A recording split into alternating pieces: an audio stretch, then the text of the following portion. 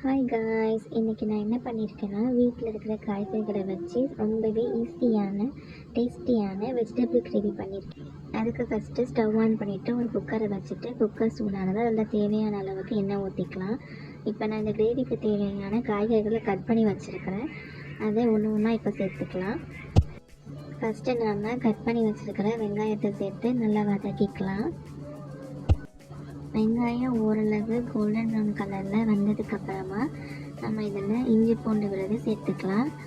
அதையும் சேர்த்து நல்லா வதக்கிக்கலாம். கூடவே கட் பண்ணி வச்சுருக்கிற பச்சை மிளகாவை சேர்த்துக்கலாம். அதுக்கப்புறமா கட் பண்ணி வச்சுருக்கிற காய்கறிகளை ஒன்று ஒன்றா சேர்த்து வதக்கிக்கலாம். நான் இங்கே முட்டைக்கோஸும் பீட்ரூட்டும் எடுத்துருக்கிறேன். நீங்கள் உங்கள் வீட்டில் என்ன காய்கறி இருக்கோ அந்த காய்கறியை யூஸ் பண்ணிக்கலாம். கேரட், பீன்ஸ், உருளைக்கிழங்கு இந்த மாதிரி எந்த காய்கறியாக இருந்தாலும் நீங்கள் ஆட் பண்ணிக்கலாம். டேஸ்ட்டு நல்லாவே இருக்கும். உங்களுக்கு காய்கறிகளை கட் பண்ணுறது கஷ்டமாக இருந்துச்சுன்னா உங்களுக்கு தேவையான காய்கறிகளை மிக்சியில் போட்டுட்டு ஒரு 2 திருப்பிட்டு அப்படி கூட சேர்த்துக்கலாம். அப்புறமா இந்த டிஷ்ஷுக்கு தேவையான அளவு உப்பு, அப்புறம் கொஞ்சோண்டு சீனி, தேவையான மசாலாக்கள் எல்லாத்தையும் சேர்த்து நல்லா வதக்கிக்கலாம்.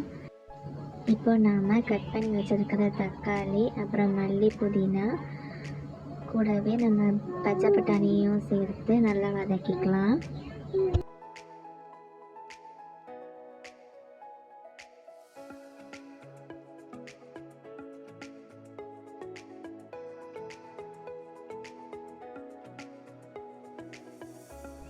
இப்போ நாம் குக்கரை மூடிட்டு மீடியம் ஃப்ளேமில் ஒரு 3 விசிலுக்கு வச்சு எடுத்துக்கலாம். 3 விசில் வந்ததுக்கப்புறமா ஸ்டவ் ஆஃப் பண்ணிவிட்டு அப்புறமா நீங்கள் ஓப்பன் பண்ணி பார்த்தீங்கன்னா என்னோடய காய்கறி இந்த மாதிரி வெந்திருக்கும். அதை நீங்கள் கரண்டியை வச்சு நல்லா மசிச்சு விட்டுக்கோங்க. அவ்வளோதான், நம்மளோட கிரேவி சூப்பராக ரெடி ஆகிடுச்சு.